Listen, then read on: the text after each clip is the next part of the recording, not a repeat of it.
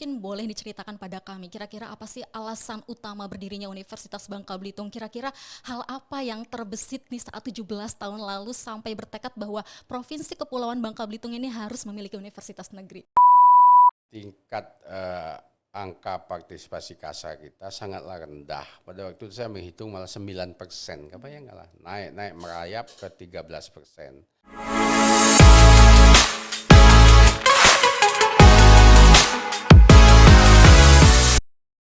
Assalamualaikum warahmatullahi wabarakatuh. Halo para sivitas akademika Universitas Bangka Belitung.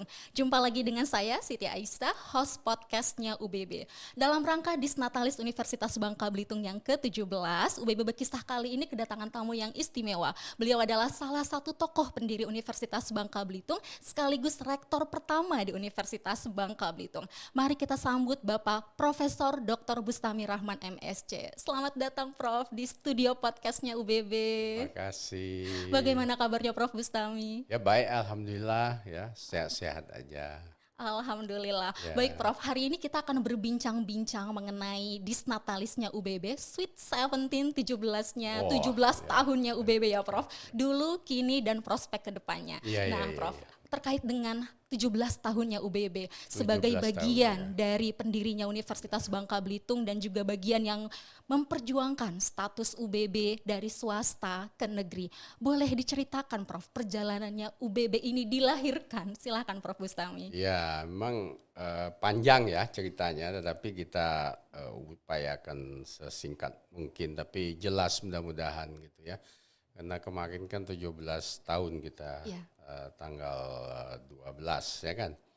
Itu adalah kelahiran kita sebagai universitas swasta, jadi bukan negerinya. Negerinya kalau tidak salah saya 20 November begitu. Dan itu 4 tahun kemudiannya. Itu tahun 2006, kemudian 2010 kita negerinya. Kita ngambilnya kelahirannya karena lahir sebetulnya ya pada waktu swasta itu. Nah kalau kita urut ke belakang itu kan memang itu ada 3 yang bergabung dengan kita dan itu diharuskan bergabung. Tidak bisa kita membuka sebuah universitas itu pada awalnya itu berdasarkan pada tiba-tiba lahir begitu aja. Jadi dia harus ada gabungan untuk menunjukkan bahwa meyakinkan kepada pemerintah pusat bahwa kita punya pengalaman. Dan itu ada 3 yang bersedia bergabung pada waktu itu, ya alhamdulillah sekali. Itu adalah Politeknik Manufaktur Timah, yang kedua adalah Sekolah STP 12, yang kebetulan 3-tiganya ada di Sungai Liat itu. Yang ketiga adalah Stiper Bangka. Nah sehingga ilmu pengetahuan yang ada di dalam ketiga lembaga itulah yang kita tonjolkan pada waktu itu, karena apa adanya. Dan usia mereka pun sudah cukup lah untuk ditunjukkan kepada, meyakinkan kepada pihak pemerintah pusat. Nah, inilah yang mau bergabung. Dan tentu mereka menandatangani kan naskah penggabungan itu. Nah itu berjalan sedemikian rupa Aisyah itu sehingga lalu dibentuklah panitia. Sebelumnya juga kita sudah ada yayasan ya. Sebelum saya ke sini ke Bangka Belitung karena diundang dan diminta oleh Pak Gubernur yang pertama itu Pak Hudarni, yang namanya harus kita sebut karena itu menjadi penting bagi Universitas Bangka Belitung. Itu sebetulnya sudah ada yayasan lama, dan itu Pak Fanani namanya. Dan kemudian beliau pensiun dan setelah itu tidak bisa aktif lagi karena di Jakarta, jadi harus kosong. Tapi panitianya tetap jalan. Itu ada yang namanya Pak Fauzi. Pak Fauzi itu orang lama, orang lama. Kemudian ada Pak Fadilah Sabri, ya kan, itu dari STTP 12 tadi. Kemudian ada Pak Zulfakar, itu yang mewakili pertanian itu, pertaniannya Stiper itu. Kemudian ada Pak Yono itu dan juga Pak Daulat. Yang kemarin kebetulan hadir Pak Daulat itu, alhamdulillah usianya sama dengan saya itu, masih sehat. Nah itu juga mewakili Politeknik Manufaktur Timah. Jadi itu berapa orang itu kemudian menjadi tim 7 namanya. Tapi sebelum itu kita perlu menyebutkan mereka-mereka, meskipun saya tidak hafal ya. Kadang orang mengatakan bahwa saya juga ikut dulu dalam, jadi semua itu ikut ya. Jadi kita tidak usah menolak mereka karena pasti kalau orang ikut dia malu kalau mengatakan, kalau tidak ikut dia malulah mengatakan ikut. Jadi orang ini pastilah orang yang jujur yang saya anggap sebagai pernah ikut. Cuma kita merekod dia satu persatu tentu banyak sekali ya. Karena itu terdiri lembaganya, apalagi lembaga yang harus kita apresiasi adalah tentu Pemprov sendiri ya kan. Yang waktu itu ada Pak Hudarni, dan kemudian Kabupaten Bangka, Kabupaten Pangkal Pinang, Kota Madia, kemudian DPRD kita, DPR Pusat, kemudian DPD RI ya, itu semua menjadi kita apa namanya, supporter kita. Dan itu semua berkontribusi terhadap itu. Nah, setelah kemudian itu berkembang jalan dan jalan, barulah saya masuk. Jadi sebenarnya saya bukanlah yang mengawali ya, dan juga tentu tidak mengakhiri ya, tapi mengkonduksi sebagai konduktor perjalanan yang pada waktu itu memang agak diakui tersendat-sendat, gitu loh. Memang agak sulit untuk menerobos ke pusat itu. Nah, setelah kemudian kita ubah, perbaiki proposal itu, yang katanya proposal itu tidak juga disahkan dan diterima oleh pemerintah pusat, itulah yang kita perbaiki. Dan ternyata kemudian alhamdulillah itu bisa diterima oleh pemerintah pusat. Dan setelah itu berjalan dengan cepat sekali, sehingga kita pada tahun 2006 itu ya. Jadi berarti itu kan saya masuk 2004 ke Bangka Belitung, 2 tahun kemudian itu sudah ada surat dari pemerintah pusat dan menyatakan bahwa kita itu keputusan menteri menandakan kita sudah menjadi sebuah universitas yang sah ya. Kita sudah bisa berjalan dan bisa menerima mahasiswa baru atas nama Universitas Bangka Belitung. Tapi belum negeri itu. Jadi selama 4 tahun itu perjalanannya yang sulit sekali. Kalau diceritakan barangkali mungkin 1 semester sudah selesai. Panjang ya Prof ya. Iya. Masya Allah, panjang sekali berarti perjalanan dan juga lika-likunya sampai berdirinya Universitas Bangka Belitung, walaupun saat itu masih swasta di tahun 2006 ya Prof ya. Memang, dan itu tidak aja menguras intelektualitas kita, tapi juga emosionalitas kita juga ya. Karena saya sendiri pada waktu itu dinegerikan itu saya menangis terseduh-seduh di sebuah musola di kantor departemen sana itu. Karena bagi saya ini adalah perjalanan yang luar biasa sekali menurut saya itu. Saya sebetulnya ditawarkan oleh gubernur bermacam-macam jabatan ya. Yang tentu saja itu ada pangkat jabatan dan ada uangnya, ada gajinya.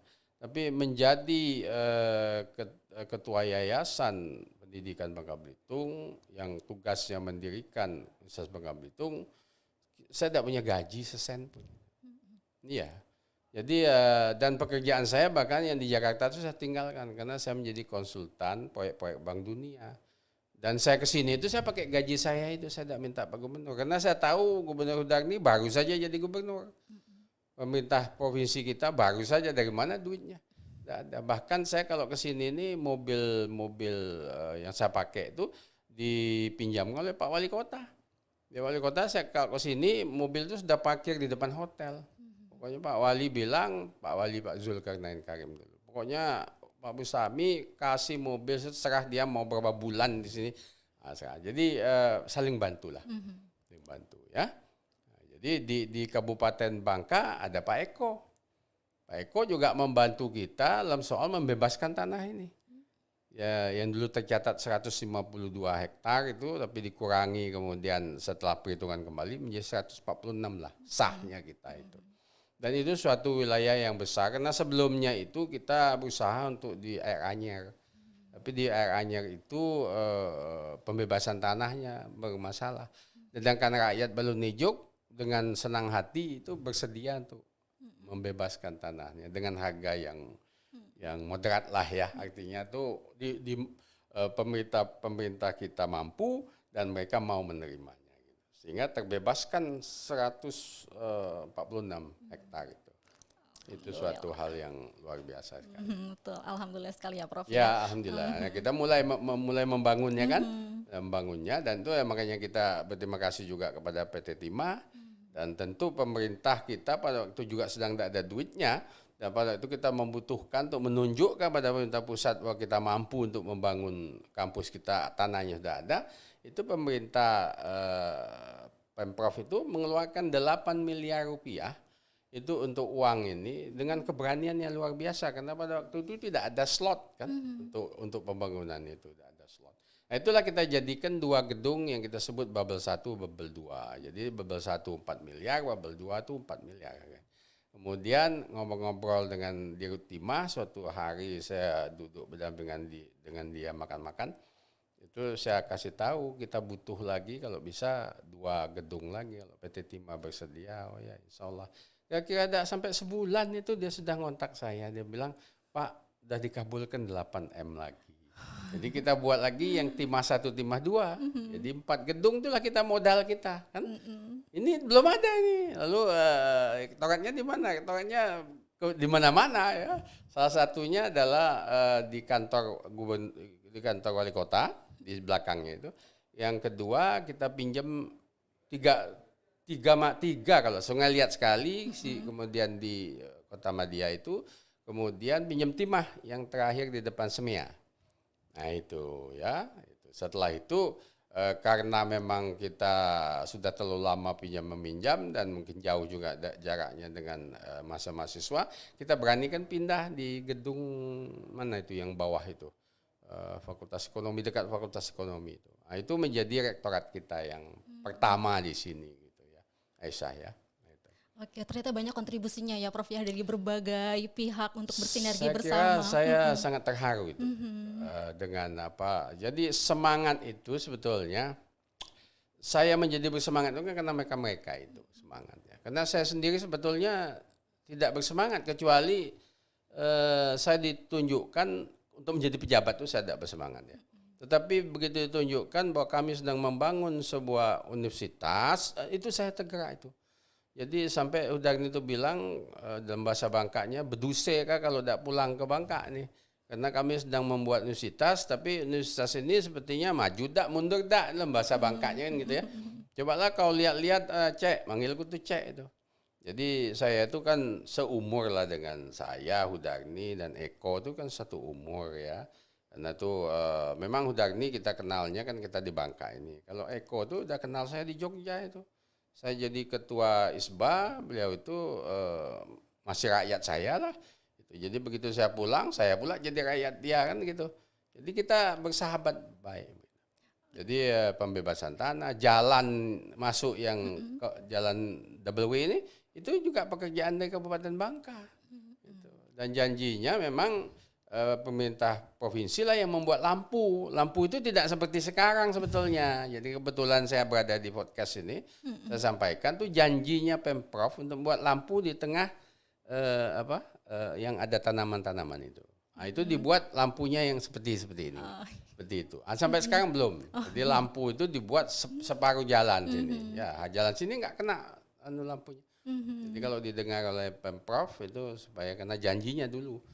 Itu Pak Eko sendiri yang bilang sama saya. Dia bilang, Cek, ini nanti Pak Rektor yang lampunya Pemprov, kami buat jalannya. Terima kasih. Meskipun jalan itu kan, makanya jalan itu berhenti pada simpang 3 kan. Karena memang jalannya untuk mahasiswa itu. Jalan kalian itu.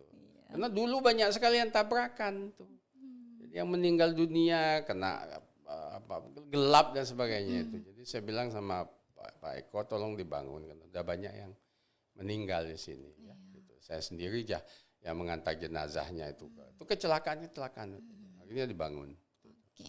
Ya. Ya, baik Prof. Usami. Selanjutnya Prof, mungkin boleh diceritakan pada kami kira-kira apa sih alasan utama berdirinya Universitas Bangka Belitung? Kira-kira hal apa yang terbesit nih saat 17 tahun lalu sampai bertekad bahwa Provinsi Kepulauan Bangka Belitung ini harus memiliki universitas negeri seperti itu? Silakan Prof. Ya, sebenarnya dua juga alasannya, yaitu alasan rasional dan alasan emosional.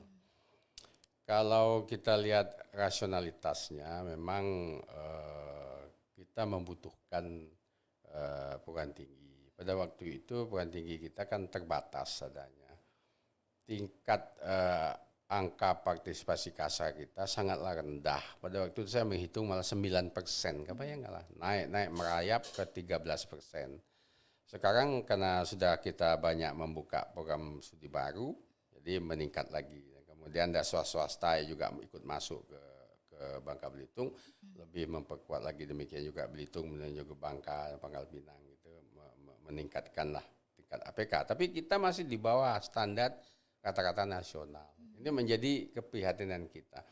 Dan itu pun syarat-syarat itu yang kita ajukan, dan banyaknya mahasiswa kita yang sekolah di luar Bangka Belitung dalam keadaan yang sebenarnya boleh dikatakan tidak mampu sebetulnya untuk sekolah di luar dengan biaya yang tinggi.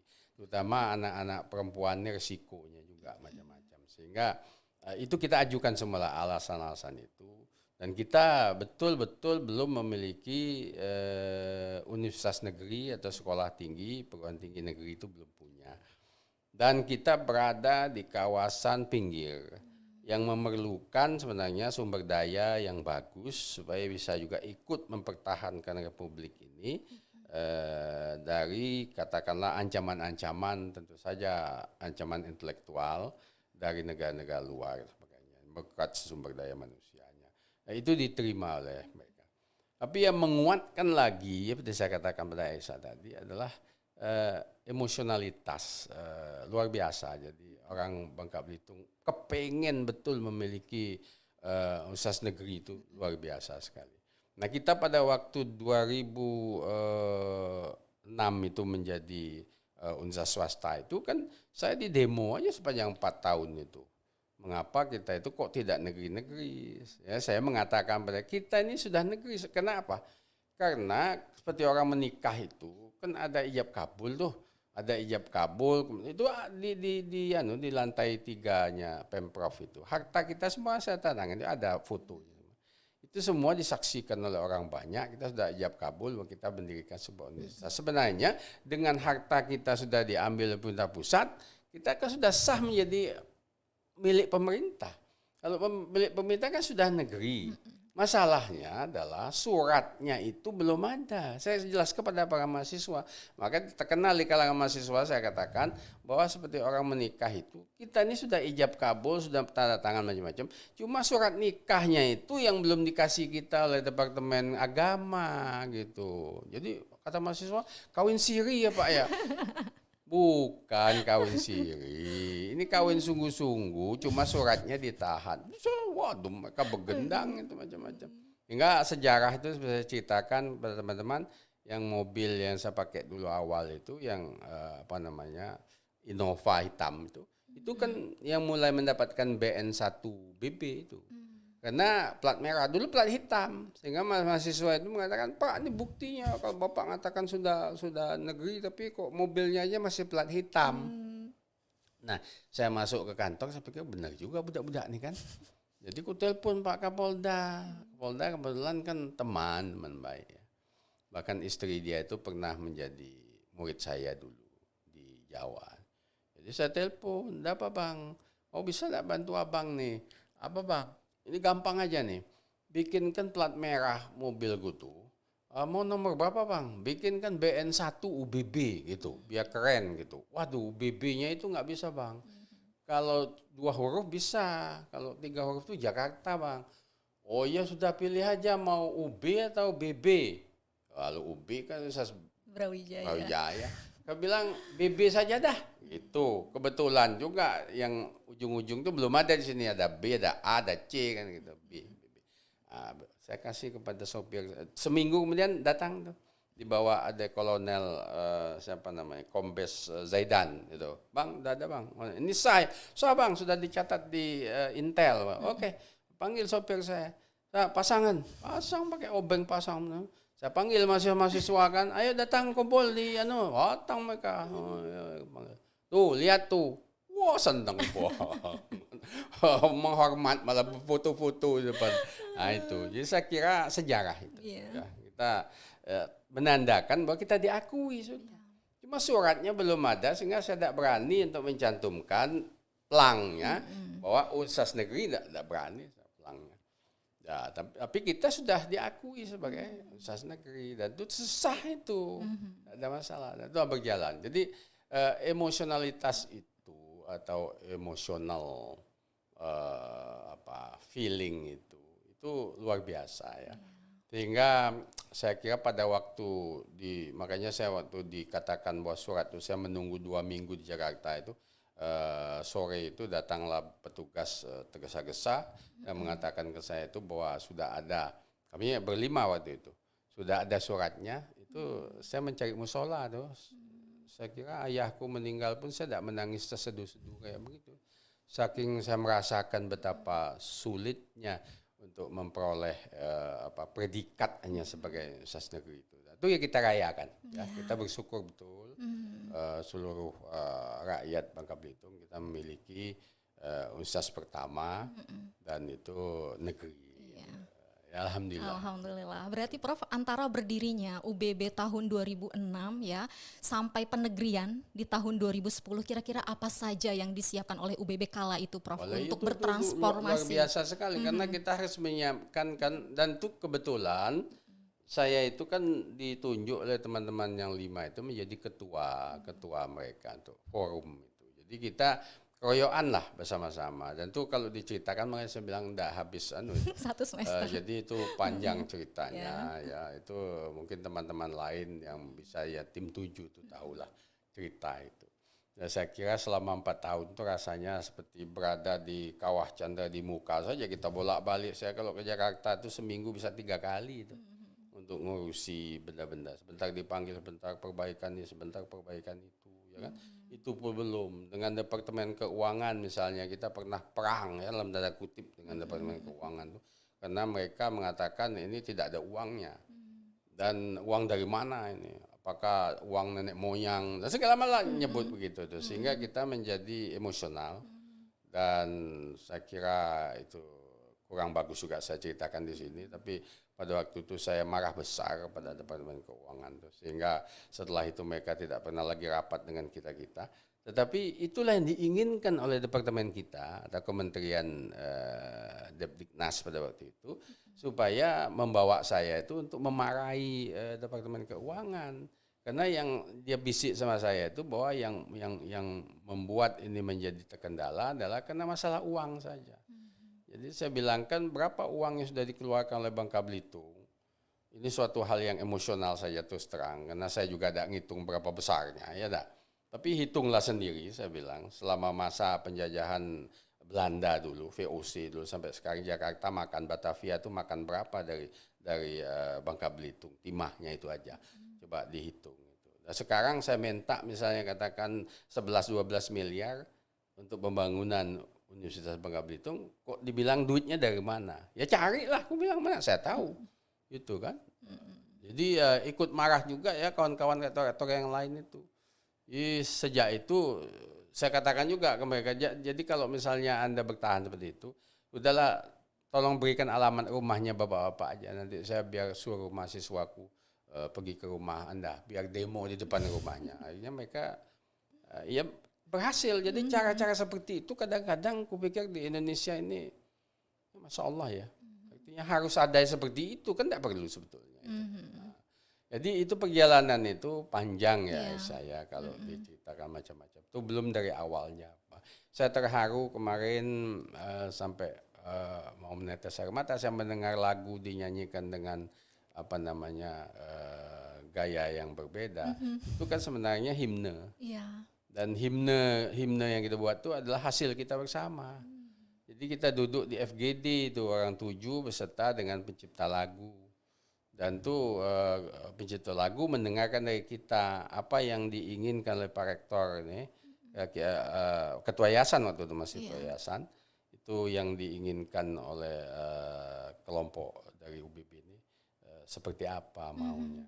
Makanya seperti kata-kata misal dengan nama Tuhan yang pengasih dan penyayang itu dari kita betul itu. Itu dan tuh yang menciptakan musik anunya itu iramanya itu adalah Hutagalung, masih saudaranya Charles Hutagalung. Itu ya katanya begitu Iya. ya, karena Hutagalung ya pasti saudara kan, tapi mereka memang adalah pencipta lagu. Jadi itu bagus saja. Kemudian apa logo itu juga kita sembarakan dan kita lalu debatkan dalam FGD dan mendapatkan apa logo seperti itu. Nah, itu perjalanan seperti itu kita jalani aja lah hampir-hampir tiap hari lah gitu. Kemudian saya pun kan tinggalnya Jakarta karena saya tidak bisa pindah ke sini. Dari Jakarta itu disewakan oleh Pak Hudarni sebagai gubernur hotel untuk kita rapat di situ. Jadi kalau ada yang tim 7 itu datang, disitulah kita rapat karena saya tidak bisa pindah ke sini. Nah, lama-lama saya harus presentasi kan. Presentasi di lantai 3 itu datanglah Pak Dirjen segala macam, semua hadirlah DPR, semua. Saya presentasi di depan mereka universitas yang hebat tuh kayak apa. Nah, disitulah Pak Dirjen tuh tertarik karena tuh ada kata-kata excellent tuh saya pungut, makanya saya selalu mengomando mahasiswa. Apa kabar mahasiswa? Excellent, yes, yes, yes. Itu dari Pak Dirjen sebenarnya.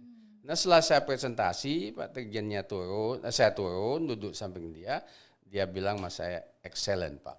Nah itu, wah selamatiku lulus ini kita nih kan. Ya betul, pada waktu saya nganter dia melihat tanah kita ini di dekat Jeramba Selindung itu, jembatan Selindung itu, dia nepuk paha saya, dia bilang jadi barang ini Pak Bos, kayak bilang gitu ya. Ya alhamdulillah saya bilang, cuma satu syaratnya. Anda yang jadi rektornya gitu. Loh, saya ini kan orang Jember, Pak. Bukan orang Bangka Belitung. Loh, katanya orang iya lahirnya di Bangka Belitung, sampai saya kerjanya 40 tahun di Jember sana. Oh, tuh gampang.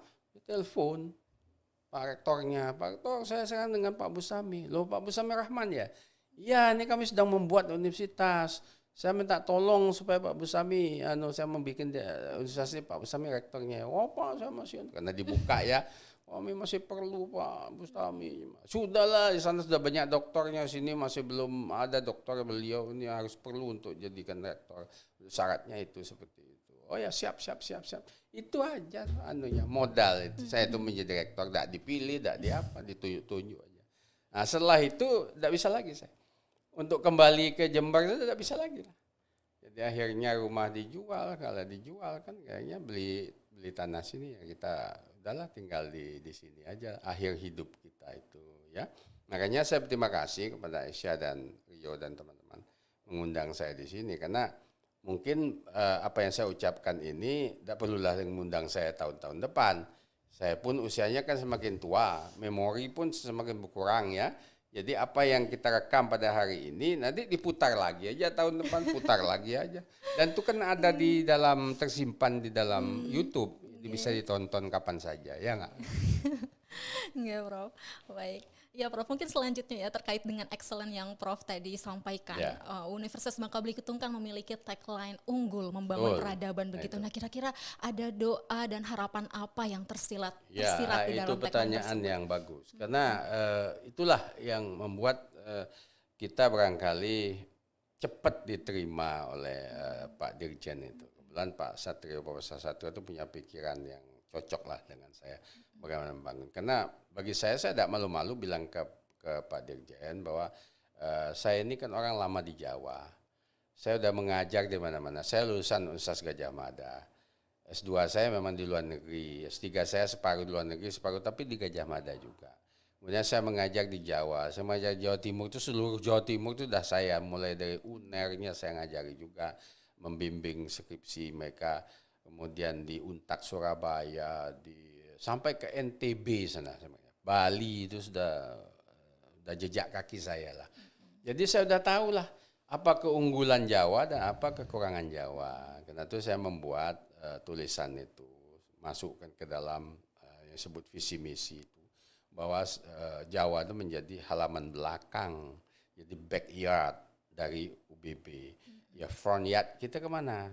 Front yard kita adalah Laut Cina Selatan, Pasifik sebelah mana. Nah kita kemudian Australia paling tidak di bawah kita kan, kemudian Cina, Jepang, Taiwan, Korea Selatan, ya kan? Itu menjadi acuan kita. Dan sampai kepada Amerika sana. Jadi kalau kita mau bersaing bukan dengan Jawa lagi, kita bersaing dengan mereka. Kalau kita mau unggul begitu. Tapi kalau kita ikut Pak Turut dengan mereka ada yang di Jawa itu, selamanya kita dibuntut Jawa. Makanya selalu katakan, dan Pak Rektor sekarang, ya alhamdulillah, beliau ini orang yang gesit dan pandai sekali menerjemahkan apa yang saya maksud. Itu selalu dia kutip itu lontaran kerikil saya ke depan mobilnya orang. Kalau ada mobilnya orang Gajah Mada di depan, kita kan tidak bisa menyalip usia masalahnya. Tidak bisa menyalip usia. Dia sudah usianya berapa, dah hampir 100 tahun. Nah, kita usia baru 17 tahun. Nah, 17 tahun tuh baru ada pengakuan kan, baru ada admitted, ada recognize orang terhadap kita. Dan itu merupakan dasar kita untuk melejit ke depan karena orang sudah mengakui umur 17. Tapi yang mau disusul ini kan usianya hampir 100 semua itu.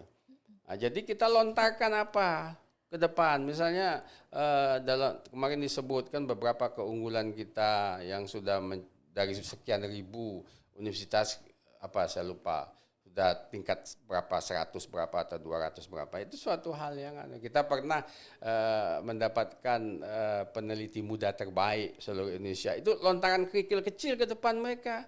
Sehingga sopir Gajah Mada itu lalu, apa itu? Waduh, jangkrik. Ada universitas kecil kok bisa. Seperti itu sudah cukup. Kita tidak bisa 100% kita. Tapi lama-lama dengan usia kita juga seperti usia mereka sekarang, misal usia kita mencapai 50 tahun ke depan, kita mungkin sudah bisa lebih unggul dari mereka, ya enggak? Secara kualitas terutama gitu. Nah, tanah kita luas, kita bisa bangun apa saja di tanah kita. Infrastrukturnya siap. Baik Prof, terkait dengan berbicara usia, 17 tahun jika dianalogikan ke usia manusia itu kan peralihan ya Prof ya, dari remaja menuju dewasa, dan sering dirayakan dengan istilah Sweet 17 karena kita baru memiliki KTP, kemudian juga peralihan dari siswa ke mahasiswa. Nah, mengingat usia UBB yang 17 tahun ini, bagaimana pandangan Prof Bustami mengenai 17 tahun berdirinya UBB? 17 tahun kalau dilihat dari usia manusia, ya kita kan tidak bisa juga 100% menganukan itu. Tapi bolehlah kita katakan. Kalau usia 17 itu usia yang kritis kan. Usia yang memang mulai diakui oleh ayah ibunya sebagai usia yang menapak dewasa. Makanya saya bilang itu recognition and admission itu. Jadi kalau kami dulu waktu masih Aisyah itu sudah bisa merokok gitu ya kan. Sejak bersunat saja udah dikasih rokok kita, apalagi umur 17. Jadi sudah bisa merokok. Sudah bisa bertunang ya kan. Pacaran-pacaran tuh melirik-lirik itu sudah oleh ibu bapaknya udah tersenyum lah, udah ketawa lah begitu. Artinya ada admission itu dari ayah ibunya. Nah, kalau kita analogikan dengan kita sekarang ini kan sudah ada admission kita. Kita sekarang ini mulai dulu dengan program studi C semua, bahkan tidak ada C lah. Kemudian C, kemudian naik sekarang B. Yang kita mau ke A. Pada B itu sudah ada admission dari semua orang. Dulu kan orang-orang mengatakan apa sekolah di UBB itu universitas babak belur lah, universitas belum lah, entah macam-macam gitu kan. Itu anunya aja baru C. Nah, setelah kita B mulai diam orang. Tidak ada orang mengaku ngangguk-ngangguk dia ya. Oh iya betul juga ya ternyata ya. Sebentar lagi nanti A. Misalnya begitu kan. Kemudian kita admission lagi. Tidak sebarang universitas mendapatkan admission kedokteran. Kita dapat admission yang pertama dari usulan beberapa puluh universitas untuk mendapatkan kita yang pertama disetujui. Itu admission lagi, recognition lagi. Jadi umur 17 kita itu saya kira lebih di atas wajar ya kita mendapatkan pujian dari orang. Tapi jangan besar kepala. Nah, kita masih jauh kan. terutama seperti Aisyah katakan tadi berkenaan dengan visi misi kita. Karena visi kita itu kan menjadi tahun 2035 menjadi research university, universitas riset, universitas penelitian. Nah, apa yang mau kita lakukan sekarang dengan penelitian? Jadi sekarang harus banyak meneliti. Makanya saya bilang lab-lab itu dijadikan lembaga-lembaga penelitian aja. Penelitian kecil-kecil aja, tidak usah lembaga. Ini kalau misalnya ada duit sekian miliar, tidak mau penelitian, jangan. Ya enggak, misalnya 3-4 juta meneliti kecil-kecil sekitar kampus apa, dan itu kemudian ditulis dalam jurnal. Kita juga banyak jurnal kan, di tiap fakultas pasti ada jurnal, di pertanian tuh juga banyak jurnal, saya tahu betul itu. Ya enggak, jadi semuanya bekerja sehingga tahun 35 kita sudah benar-benar bisa mencapai apa yang kita tulis di dalam visi misi kita itu sebagai Universitas Research. Yang berikutnya lagi, barangkali sekalian ngomong aja, itu berkenaan dengan membangun peradaban tadi. Nah, karena membangun peradaban ini kan yang masih terasa di saya, yang saya belum mampu selama 10 tahun melakukan itu, mengaplikasikannya ke dunia nyata itu. Yang saya hanya bisa lakukan tuh dengan kata-kata saja. Jadi apa yang di kepala saya itu saya ucapkan kata-kata kepada mahasiswa, dosen-dosen. Misalnya rajin dan jujur, disiplin, waktu dan kerja tekun dan macam-macam itu baru kata-kata. Tapi bagaimana kita how to apply di lapangan? Misalnya katakanlah membuat itu dalam perilaku kita sehari-hari. Sudah nampakkah misalnya mahasiswa itu misalnya makan permen lalu kulit permennya masuk ke kantong, dan nampak belum kayak begitu.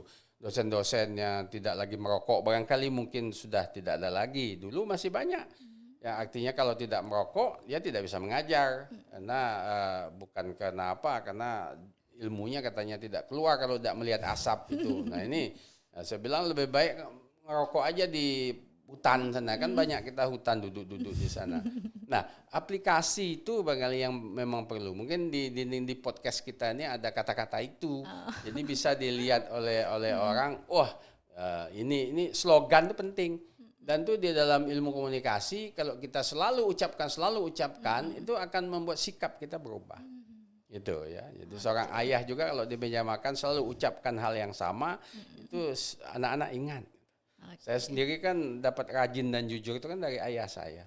Itu ucapan juga. Hidup tuh rajin jujur, Bos. Kalau rajin jujur, nanti bukan kamu yang cari kerja, tapi kerja yang cari kamu. Kata ayah saya. Dan itu terbukti gitu. Ya, meskipun tidak bisa kaya ya. Orang jujur itu tidak bisa kaya.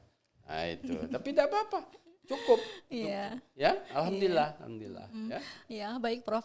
Saat ini Universitas Bangka Belitung sudah mulai menjadi universitas tujuan calon mahasiswa tidak hanya dari Bangka Belitung tetapi juga provinsi di Indonesia. Nah, bagaimana harapan Prof Bustami bagi mahasiswa maupun lulusan UBB dalam rangka Disnatalis UBB yang ke-17 ini, Prof? Ya, itulah. Jadi bukan saya ragu, tetapi saya agak berharap ya, berharap aja lah, berharap bahwa ini kan yang masuk itu kan Pak Rektor 22 provinsi, nanti bakal 23 akan ikut. Dia ikut tuh dari mana? Saya cuma khawatir aja, jangan dia ikut Pak Turut itu. Jadi artinya karena ada sekolah lagi yang lain, kita pergi ke sini, bukan itu. Tapi UBB merupakan pilihan pertama, paling tidak pilihan kedua bagi mahasiswa itu, gitu ya. Nanti misal, saya tidak lulus di A, tidak lulus B, ke UBB aja barangkali saya terima untung-untungan. Tapi coba kita lihat dari laporan Pak Rektor kemarin, dari berapa tuh, 4 kali ya, 25% dari mungkin jumlah orang yang mendaftar itu yang bisa diterima. Itu satu jumlah yang bagus kan. Udah bagus ya. Mungkin nanti kita akan seperti Gajah Mada juga, UI juga, di mana sekian persen saja bisa diterima di UI atau dari 100% itu. Nah, kita sudah menapak ke situ. Tapi pilihan-pilihan yang ada di kita haruslah betul-betul diminati secara perhitungan matang mereka bahwa mutu yang saya kejar di Bangka Belitung. Atau misalnya katakanlah saya suka dengan peradabannya itu. Gitu. Kalau masuk di sana kita tidak perlu lagi masukkan anak kita untuk mengajari moralitas atau mentalitas atau apa seperti di pesantren atau apa. Cukup dimasuki di UBB saja mereka sudah lengkap. Dapat ilmu dan juga dapat pelajaran tentang peradaban segala macam. Itu keinginan kita yang dulu di Jawa. Kemudian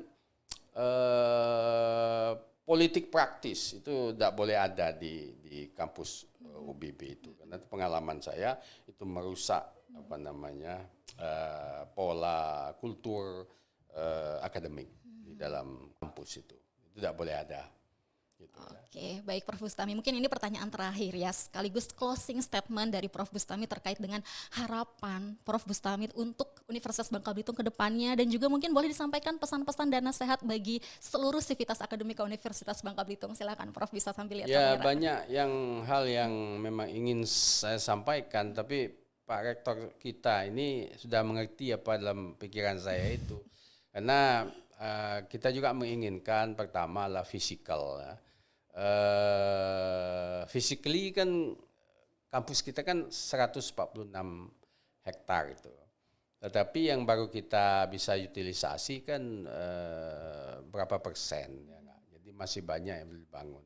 Dan ada gedung-gedung yang barangkali perlu untuk kita bangun lagi baru atau mungkin gedung-gedung lama itu sudah bisa diperbarui dan usaha Pak Rektor saya apresiasi karena beliau melaporkan juga ke saya dalam tanda kutip bahwa ini sudah setuju itu dibangun, ini sudah ada dananya, barangkali bisa kita bangun Pak, dan sebagainya.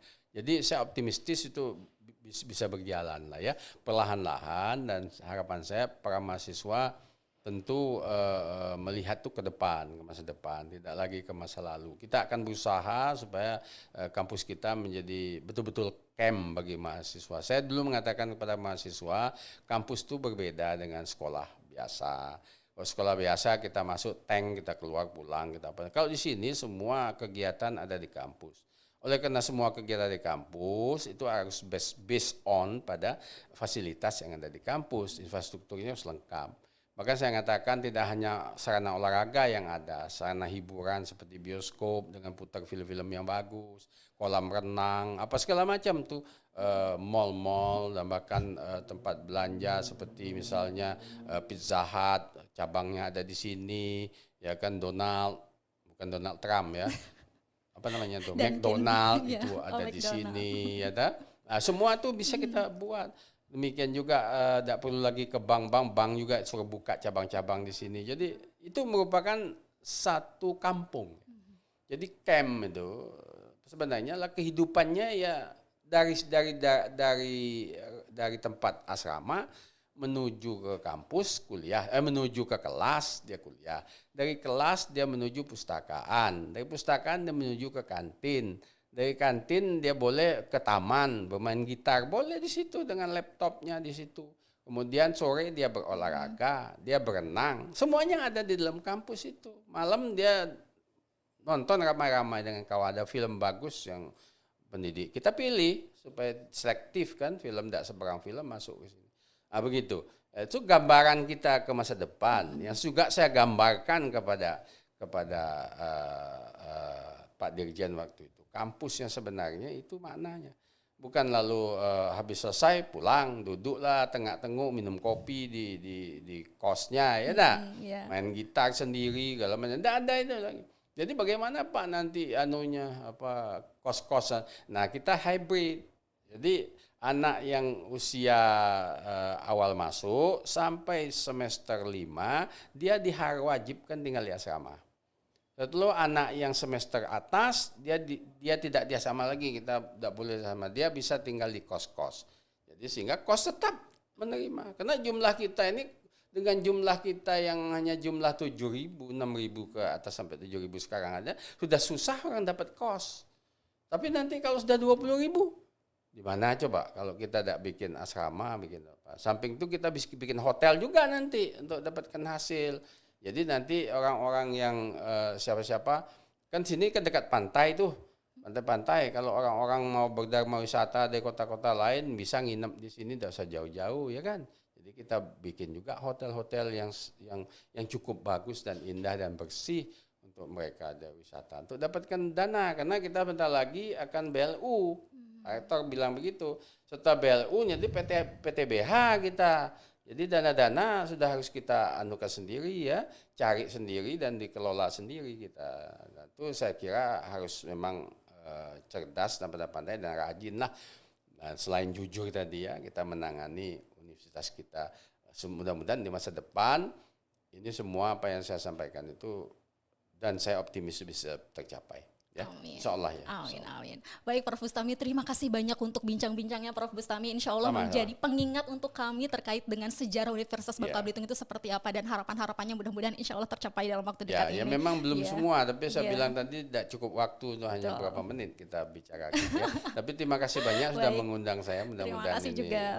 berkekalan dan Amin. mudah-mudahan memori saya tahun depan masih bisa atau 5 tahun lagi wawancara saya masih bisa mengingat-ingat lagi. Terima kasih banyak Aisyah juga. Terima kasih banyak Prof. Bustami. Sehat Ya, selalu Prof. Baik. terima kasih. Oke, demikian UBB Berkisah kali ini. Saya Aisyah beserta rekan-rekan yang bertugas mohon undur diri. Wassalamualaikum warahmatullahi wabarakatuh. Waalaikumsalam.